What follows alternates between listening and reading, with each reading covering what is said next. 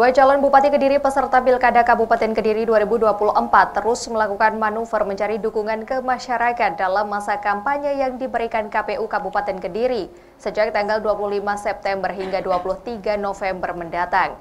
Seperti calon Bupati Denny Widianarko yang menggalang dukungan dengan menemui para petani, sedangkan calon Bupati Hanindito Himawan Pramana menggalang dukungan dengan menemui ibu-ibu kader Posyandu.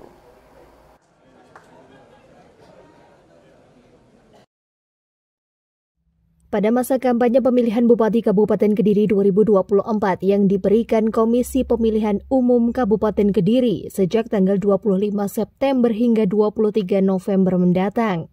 Dua paslon Bupati Kediri terus bermanuver mencari dukungan kepada masyarakat untuk memilih keduanya menjadi orang nomor 1 di Kabupaten Kediri.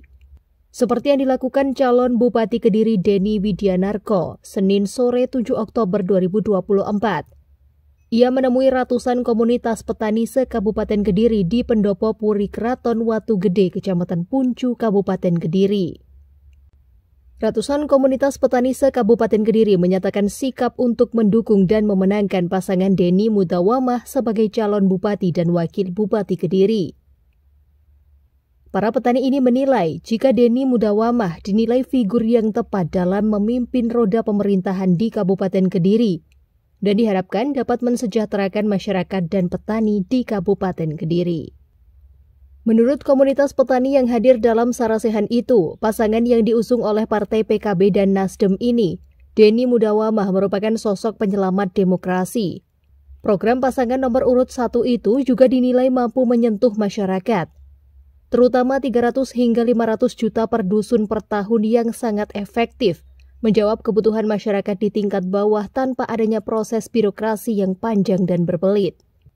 Calon Bupati Kediri, Denny Widianarko mengatakan, ia memiliki berbagai program untuk mensejahterakan masyarakat Kabupaten Kediri, salah satunya adalah program untuk para petani, yakni listrik masuk sawah, di mana nantinya para petani untuk melakukan pengairan sawah tidak susah-susah mencari BBM untuk menghidupkan pompa air, melainkan menggunakan pompa air listrik.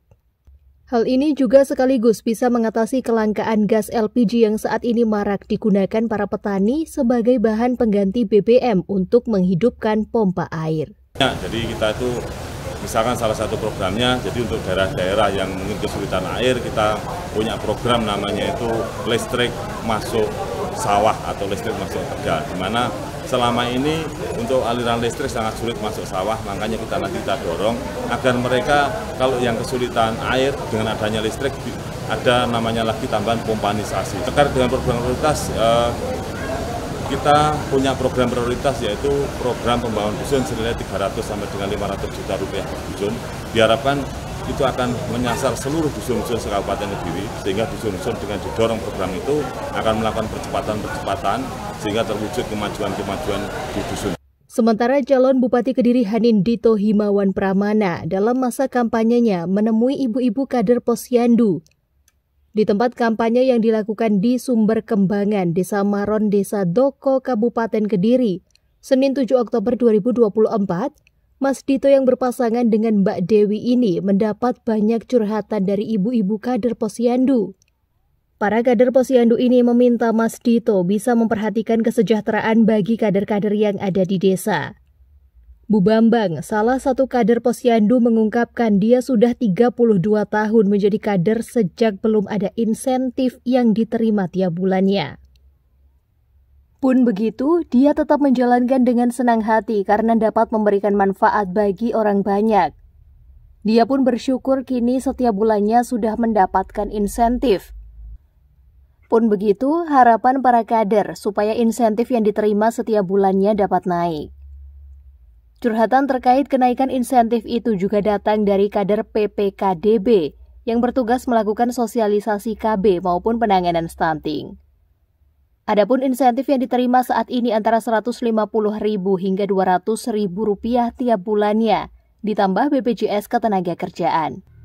Mendapatkan curhatan itu, Mas Dito menyebut menjadi salah satu programnya di periode kedua bersama wakilnya Dewi Maria Ulfa untuk meningkatkan insentif bagi kader desa dan dusun, baik itu kader Posyandu, KB maupun pembangunan manusia.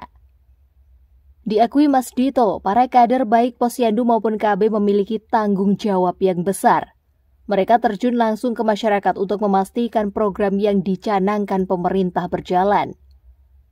Mas Dito menyebutkan insentif yang diterima bagi kader itu setidaknya bisa naik sekitar 50.000 tanpa ada potongan pajak.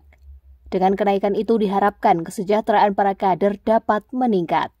Ini menyapa ibu-ibu, ada yang kader Posyandu, ada yang guru honorer, ada yang penjual UMKM, belanja masalah. Apakah program yang kita susun sudah sesuai dengan kebutuhan persoalan yang ada di masyarakat? Itu aja. Sesuai yang dikatakan Ketua KPU Kabupaten Kediri Nanang Kosim, masa kampanye yang diberikan kepada masing-masing calon bupati peserta Pilkada 2024 selama 60 hari. Mulai tanggal 25 September hingga 23 November mendatang. Di masa ini, kedua paslon bupati boleh melakukan strategi kampanye apapun, yang terpenting tidak melanggar PKPU yang sudah ditentukan. 25 sampai 23 September yang bersangkutan sudah akan melaksanakan kampanye di seluruh wilayah Kabupaten Kediri sesuai dengan tahapan. Kampanye selama 60 hari. Jadi tanggal 25 September 2024 sampai nanti tanggal 23 November 2024. Selama masa kampanye itu ya melakukan kampanye. Yang tidak boleh dilakukan adalah melakukan kampanye atau larangan kampanye. Di luar itu semua aktivitas sehari-hari tetap diperbolehkan. Kampanye yang dilakukan harus sesuai mengikuti daripada PKPU. Dari Kediri, tim DHI melaporkan.